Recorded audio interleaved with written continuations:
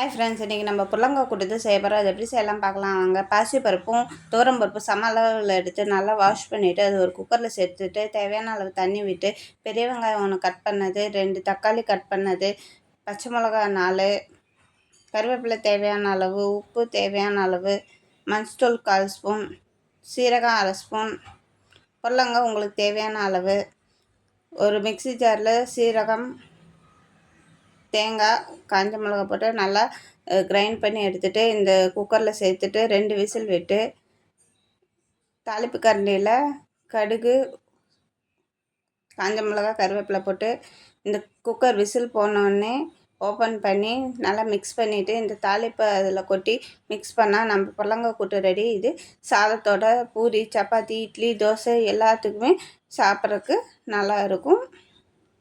செஞ்சு பாருங்கள்.